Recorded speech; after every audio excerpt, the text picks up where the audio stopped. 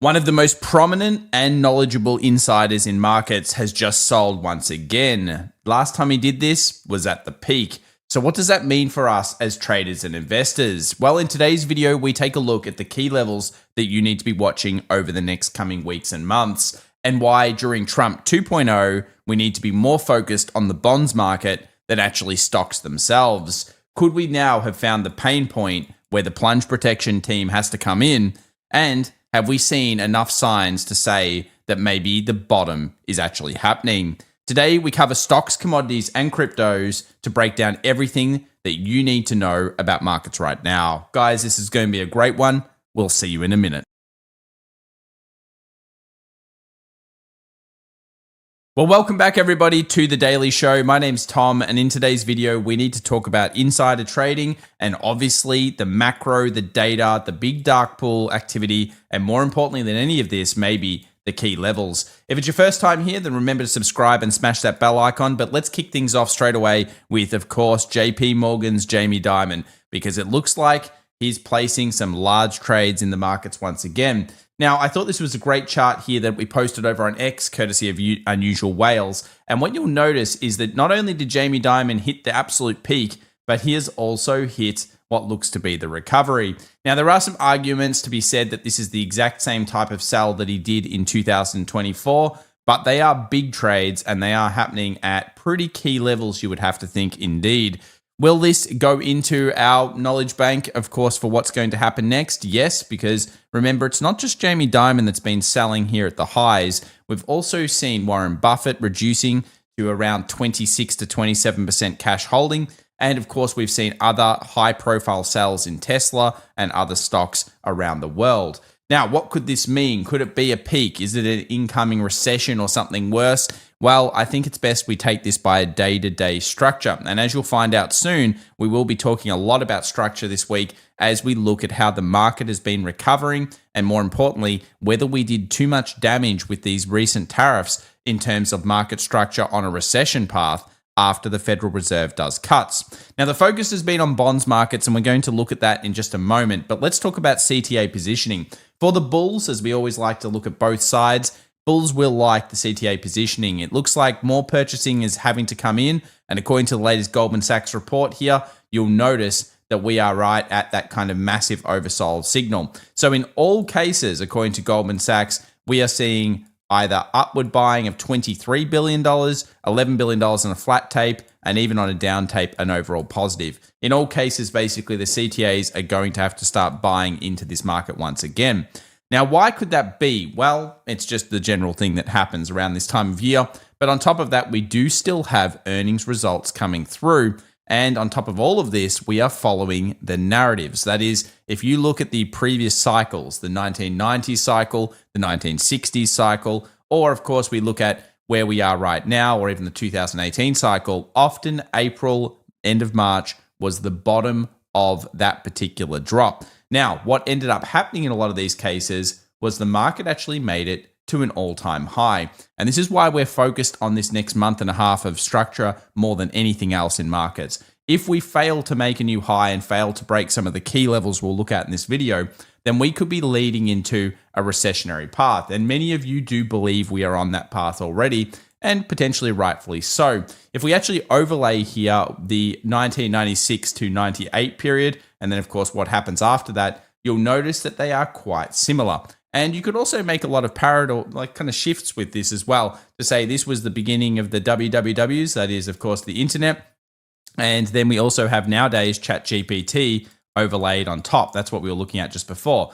So we've got the internet versus AI. Do we tend to have sells at around these periods? The answer is quite simply yes. Is it more than a coincidence? Potentially. And of course, the upcoming tax cuts, deregulation, Fed put potentially, or even tariff getting more exemptions or being reduced could all be bullish catalysts, as we do expect at least earnings to look very good based on what we're seeing so far, with the forward guidance being the major issue.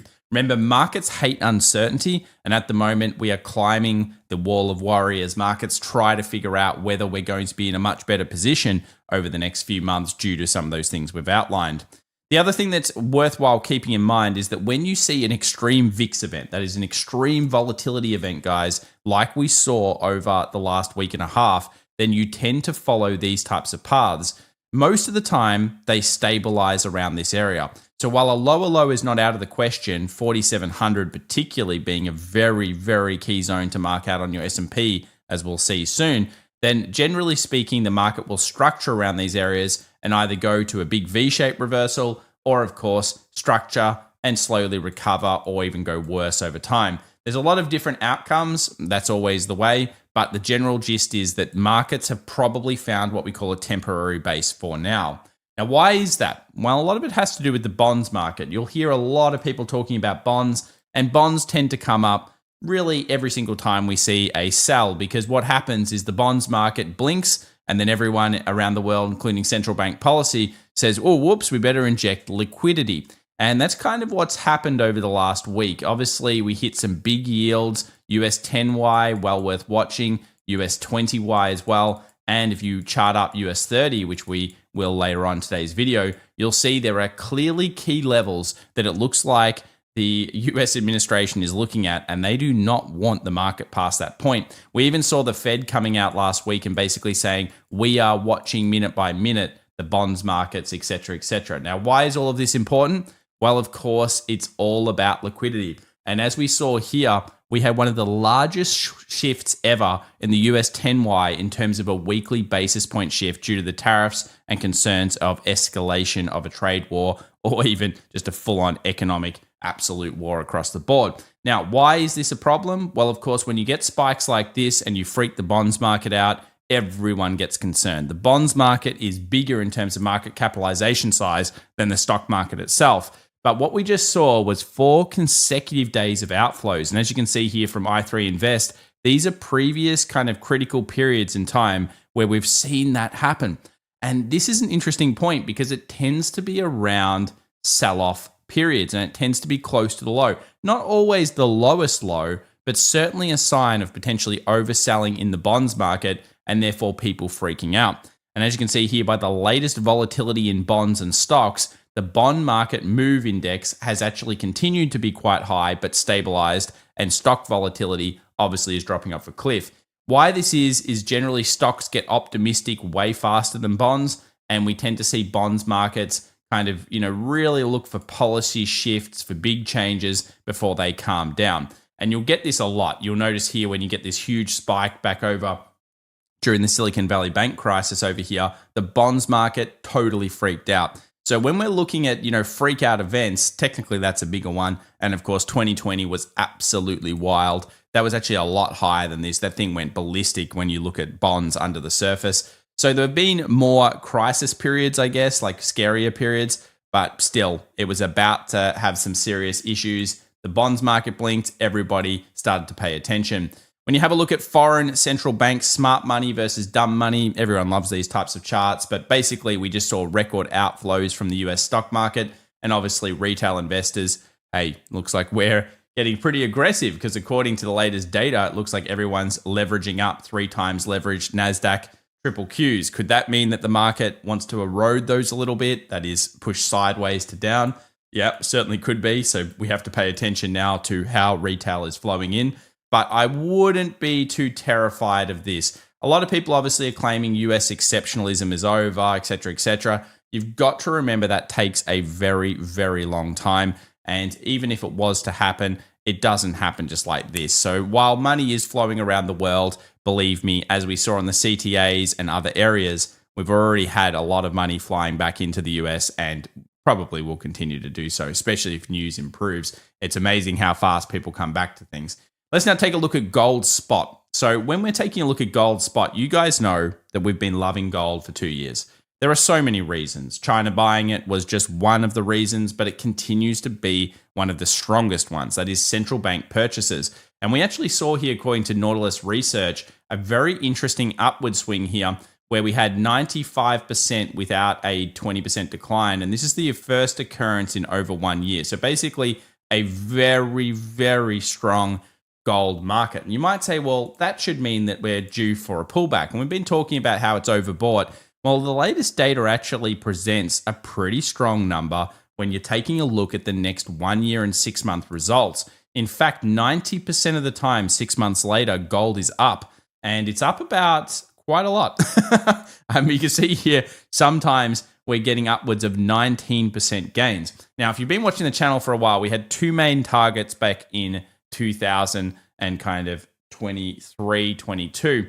And those targets were $3,000 an ounce, which we have, of course, reached. And the other one was $3,600. Now, according to the latest information and the latest cycle theory that I'm looking at, 3,600 still looks pretty solid. Obviously, we're getting closer to that all the time. But could this be a peaking period for it? Well, it looks like there's a lot to do with the RMB and gold. And we'll look at that particular thing in an upcoming episode. So make sure to subscribe if you're interested in that because, yeah, there's quite a lot going on with China, currency, and gold and the way that it seems to be pegged together at this stage.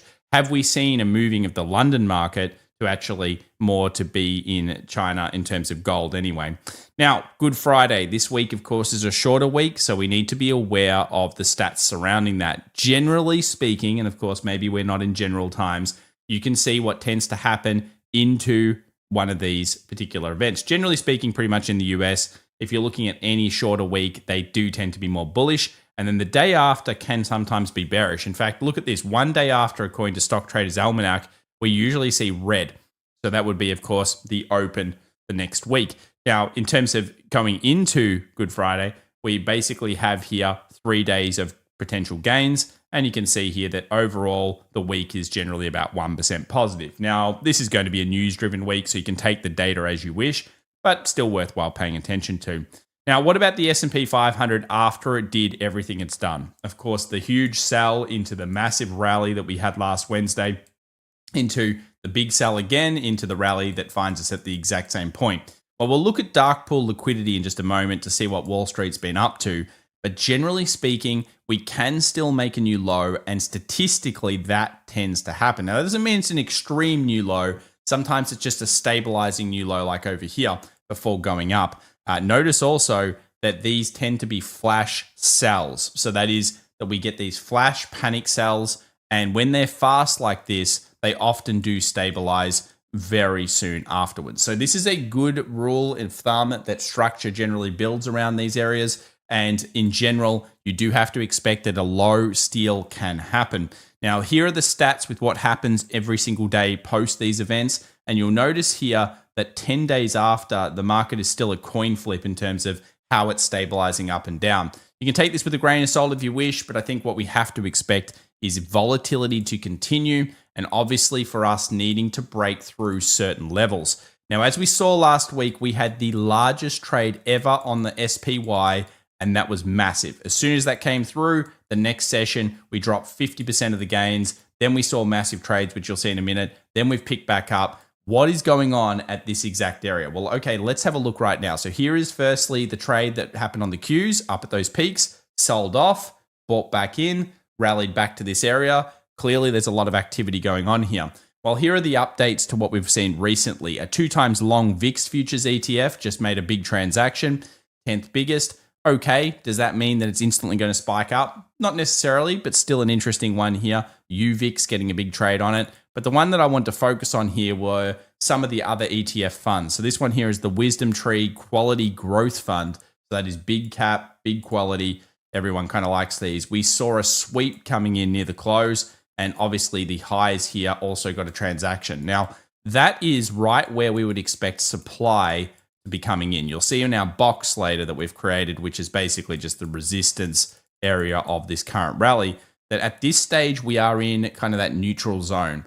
Bears are going to want to sell some of these levels around here, and bulls are going to want to push through the zone and hopefully get through what we call the most traded area, which is pretty much actually around here.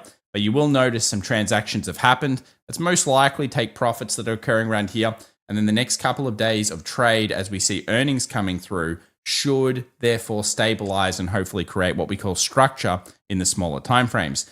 Speaking of which, earnings season has kicked off so far. The earnings themselves, pretty good. The expected implied move of each stock, wild. TSM obviously needing to be watched this week, plus or minus 12%, Netflix as well. But the big thing here is the forward earnings. it looks like no one's even prepared to really put stuff to paper. They're saying, oh, we don't know what's going on. That's uncertainty. And when you get uncertainty, obviously you can get some problems in the market. Why?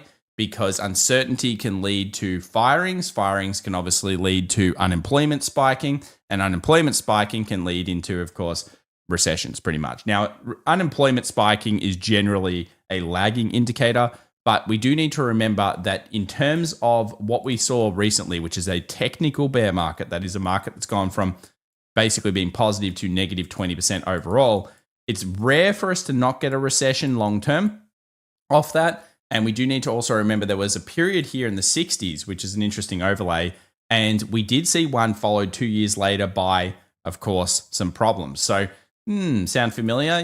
Again, we went into a soft landing. Could we be going into a hard landing? Again, we'll poll you guys soon to see Netflix what's plans happening to achieve a $1 trillion market cap by 2030, According to the latest focusing Goldman on Sachs revenue doubling risk-off and operating indicator, income courtesy of tripling. Mike Zaccardi, you can The see company here that they've got forecasts risk an off on a lot of 11% their revenue indications. increase for the first A lot quarter of this of stuff, I always say, it's 2025, kind of like after with the total fact. But revenues anyway, here's expected the to risk reach on, here's the risk off. $10.416 You guys can have a billion. look at it.